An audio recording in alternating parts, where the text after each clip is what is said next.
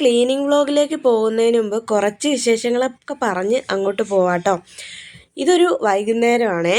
വൈകുന്നേരം വെള്ളം തിളപ്പിക്കാനായിട്ട് വെളിയിൽ അടുപ്പത്ത് വെച്ചേക്കുക. വിറവ് കുറവായതുകൊണ്ട് വെള്ളത്തിന് തിളയ്ക്കാനായിട്ട് ചെറിയ ബുദ്ധിമുട്ടുണ്ടായിരുന്നേ.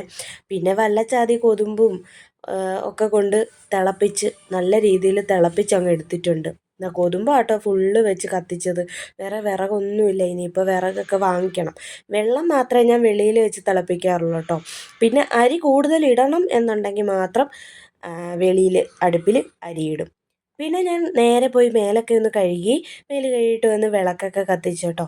വിളക്ക് കത്തിച്ച് വെച്ചതിന് ശേഷം നേരെ കട്ടനും കാപ്പിയൊക്കെ ഇടാനായിട്ട് പോയി. എനിക്ക് കാപ്പിയും നീലൂട്ടന് കട്ടനും. അങ്ങനെ അതിടാൻ പോയപ്പോൾ ഈ ഒരു കാര്യം നിങ്ങളെ കാണിക്കണമെന്ന് തോന്നി കേട്ടോ. ഈ തേയില ഒരു സ്പെഷ്യൽ തേയിലയാണ്. അമ്മ കൊണ്ട് തന്നതാണ്. അമ്മ അവിടെ വാങ്ങിച്ചിട്ട് വീട്ടിൽ വാങ്ങിച്ചപ്പോൾ എനിക്കിവിടെ വാങ്ങിച്ചുകൊണ്ട് തന്നതാട്ടോ. ഇത് നോർമൽ തേയിലയാണ്. രണ്ടും രണ്ടാണ്. പിന്നെ അതിൻ്റെ ഇടയ്ക്ക് രാവിലെ ഞാൻ അപ്പത്തിന് മാവ് അരച്ച് വെച്ചിട്ടുണ്ടായിരുന്നു. അപ്പോൾ അത് നല്ല രീതിയിൽ പുളിച്ചൊക്കെ പൊങ്ങി വന്നിട്ടുണ്ട്. അപ്പത്തിനും ദോശയ്ക്കും ഇഡലിക്കും ഒക്കെ മാവ് പുളിച്ച് വരുമ്പം ഭയങ്കര സന്തോഷമാണ് കേട്ടോ. അപ്പോൾ അതെല്ലാം കഴിഞ്ഞ് ഇതാ രാവിലെയാണ്.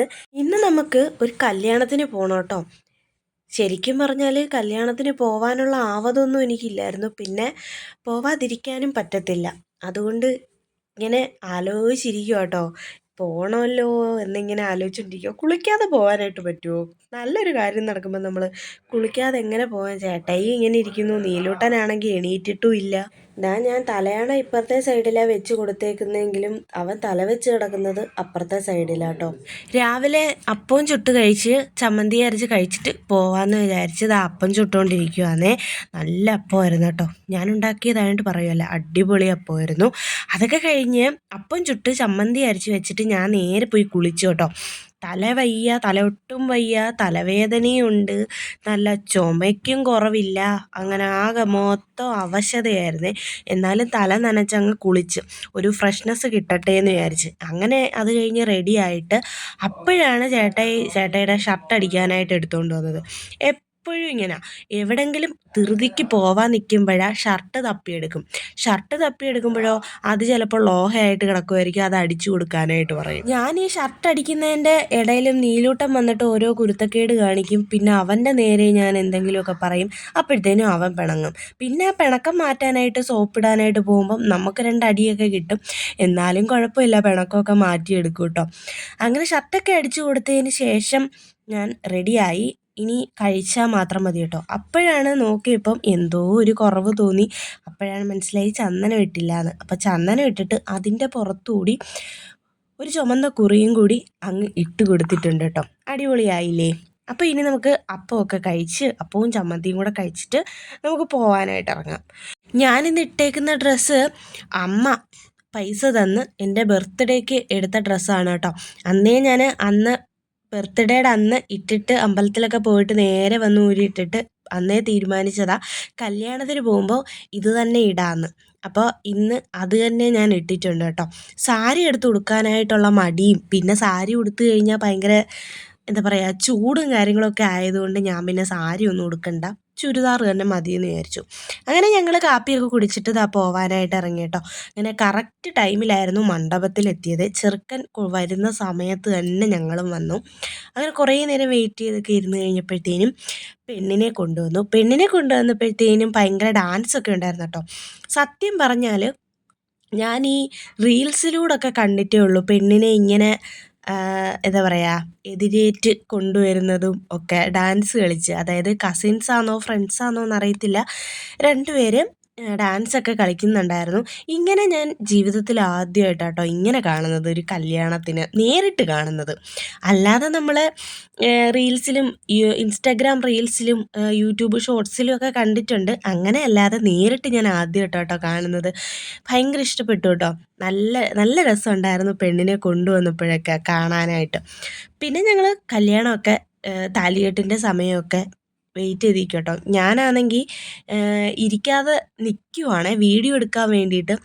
പക്ഷേ അത് ഞാൻ ശശിയായിപ്പോയി. കാര്യം എന്താണെന്ന് വെച്ചാൽ പെണ്ണും ചെറുക്കനും നമ്മുടെ നേരെയല്ലായിരുന്നു ഇരിക്കുന്നത്, അപ്പുറത്തെ സൈഡിലോട്ട് തിരിഞ്ഞായിരുന്നു. കാരണം കിഴക്കോട്ട് തിരിഞ്ഞല്ലേ ഇരിക്കേണ്ടത്, അപ്പം ചിലപ്പം കിഴക്ക് അപ്പുറത്തോട്ടായിരിക്കും, അതുകൊണ്ടായിരിക്കും അവരങ്ങനെ ഇരുന്നത്.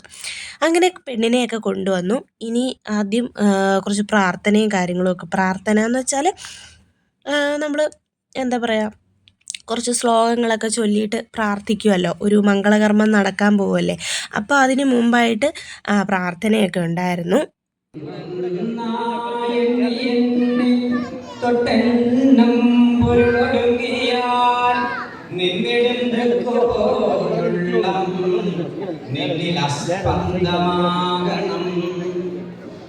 അന്നവസ്ത്രാദി മുട്ടാതെ തന്നു രക്ഷിച്ചു ഞങ്ങളെ ധന്യരാക്കുന്ന നീ ഒന്നു തന്നെ ഞങ്ങൾ.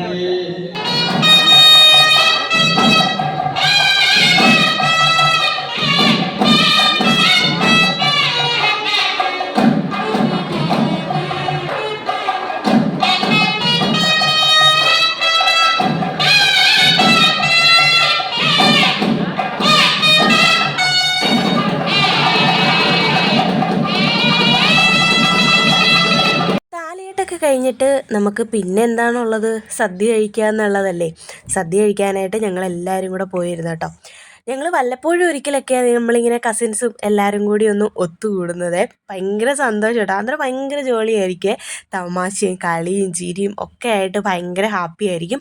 അങ്ങനെ സദ്യയൊക്കെ കഴിച്ചിട്ട് ഞങ്ങൾ തിരിച്ച് മണ്ഡപത്തിൽ തന്നെ വന്നിരുന്നു. കുറച്ച് നേരം കൂടെ കാര്യമൊക്കെ പറഞ്ഞിട്ട് എല്ലാവർക്കും അങ്ങോട്ടും ഇങ്ങോട്ടും പിരിയാന്നൊക്കെ പറഞ്ഞിരുന്നു. അങ്ങനെ ഈ നിൽക്കുന്നതാണ് നമ്മുടെ കല്യാണ ചെറുക്കൻ്റെ അമ്മ കേട്ടോ. അപ്പോൾ ചേച്ചിയോട് കാര്യമൊക്കെ പറഞ്ഞുകൊണ്ട് എല്ലാവരും ഇരിക്കുമായിരുന്നു. ഞങ്ങളിവിടെ വെയിറ്റ് ചെയ്ത് കുറേ നേരം ചേട്ടായി പ്രൊപ്പോസൊക്കെ ചെയ്യുമായിരുന്നു തന്നെ. അപ്പം അതിൻ്റെയൊക്കെ ഒരു വീഡിയോ ഞാൻ കിട്ടുവാണെങ്കിൽ ഞാൻ ഷെയർ ചെയ്യാം കേട്ടോ. പിന്നെ അതാ കല്യാണമൊക്കെ കഴിഞ്ഞിട്ട് പിന്നെ മെയിൻ പരിപാടിയാണല്ലോ കല്യാണ പെണ്ണിൻ്റെയും ചെറുക്കൻ്റെയും ഫോട്ടോസൊക്കെ ഇങ്ങനെ തുരുതുരാ എടുക്കുക എന്നുള്ളത്. അവരവിടെ നിന്ന് ഫോട്ടോസൊക്കെ എടുക്കട്ടെ, ഞങ്ങൾ തിരിച്ചിറങ്ങി കേട്ടോ. തിരിച്ചിറങ്ങിയിട്ട് അപ്പോഴും തീരുമാനിച്ചു ആ ചേച്ചിയുടെ വീട്ടിലോട്ട് പോകാമെന്ന്. അങ്ങനെ ഞങ്ങൾ വരുന്ന വഴിയിൽ വെള്ളം കുടിക്കാനായിട്ട്, നാരങ്ങ വെള്ളം കുടിക്കാനായിട്ട് കയറി കേട്ടോ. ഭയങ്കര ദാഹമായിരുന്നു. അങ്ങനെ വെള്ളമൊക്കെ കുടിച്ചിട്ട് ഞങ്ങൾ നേരെ ആ ചേച്ചിയുടെ വീട്ടിലോട്ട് പോയി. ബാക്കി വീഡിയോസ് ഒന്നും ഞാൻ എടുത്തില്ല കേട്ടോ, കാരണം അത്രയ്ക്ക് ടയേർഡായിപ്പോയി കേട്ടോ. ഭയങ്കര തലവേദനയും, ഞാൻ കിടന്ന് ചെറുതായിട്ടൊക്കെ ഒന്ന് മയങ്ങി. പിന്നെ വീഡിയോസ് ഒന്നും എടുക്കാനായിട്ടുള്ളൊരു ത്രാണി എനിക്കില്ലായിരുന്നു. അത് കഴിഞ്ഞൊരു 7 മണിയൊക്കെ ആയപ്പോഴത്തേനും നമ്മൾ നമ്മുടെ വീട്ടിലോട്ട് എത്തി കേട്ടോ, നമ്മുടെ തോപ്പുമുക്കിലോട്ടെത്തി. അപ്പോൾ ഇനിയാണ് നമ്മുടെ ക്ലീനിങ്ങും കാര്യങ്ങളും ഒക്കെ. രാവിലെ കാപ്പി ഉണ്ടാക്കി അപ്പവും ചമ്മന്തിയും ഉണ്ടാക്കി കഴിച്ചിട്ട് അതുപോലെ ഇറങ്ങി പോയതാട്ടോ റെഡിയായിട്ട്. വീടൊന്നും ഒതുക്കിയിട്ടും പറക്കിയിട്ടും ഒന്നുമില്ലായിരുന്നു. പിന്നെ വന്ന ഉടനെ ഞാൻ കട്ടിലിൽ കിടക്കുന്ന ഉണങ്ങിയ തുണികൾ എല്ലാം കട്ടിലിൽ, അതായത് കഴുകി ഉണക്കിയ തുണികളെല്ലാം കട്ടിലിൽ ഇങ്ങനെ കൊണ്ടുവന്ന് വലിച്ചു വാരി ഇട്ടേക്കുമായിരുന്നു കേട്ടോ. അതെല്ലാം ഇനി പറക്കി മാറ്റി ഒതുക്കി വെച്ചിട്ടേ കിടന്നുറങ്ങാനായിട്ട് പറ്റും. അപ്പോൾ അതെല്ലാം ഒന്ന് പറക്കി മടക്കി വെക്കാമെന്ന് വിചാരിച്ചു. പിന്നെ ഹാളെല്ലാം വൃത്തികേടായിട്ട് കിടക്കുമായിരുന്നേ, അവിടെ എല്ലാം ഒന്ന് ഒതുക്കി എന്താ പറയുക തൂത്തുവാരി ഇട്ടിട്ട് ബാക്കി മേല് കഴുകലും ഫുഡിൻ്റെ കാര്യമൊക്കെ നോക്കാമെന്ന് വിചാരിച്ചിട്ടോ. രാത്രിയിൽ അപ്പം എടുക്കാമെന്നാണ് വിചാരിക്കുന്നത്. അപ്പം ഇനി മേലൊക്കെ കഴുകിയിട്ട് കുറച്ച് നേരം കിടന്ന് റെസ്റ്റ് എടുത്തിട്ടേ ഉള്ളൂ ബാക്കി പരിപാടി എന്നുള്ള പ്ലാനിങ്ങിലാണ് ഞാൻ കേട്ടോ. അത്രയ്ക്ക് തലവേദന ഉണ്ട് കേട്ടോ ഇന്ന്, ഭയങ്കരമായിട്ടും എനിക്ക് തലവേദന. കാരണം ഞാൻ ചേച്ചിയുടെ വീട്ടിലെത്തിയപ്പോഴാണേലും അധികം വെള്ളം കുടിച്ചിട്ടില്ല കേട്ടോ. ഞാൻ തിളപ്പിച്ച് വെച്ചു, പക്ഷേ അത് ഞാൻ കുടിച്ചില്ല. ഞാൻ ടയേർഡായിട്ട് കിടക്കുമായിരുന്നേ.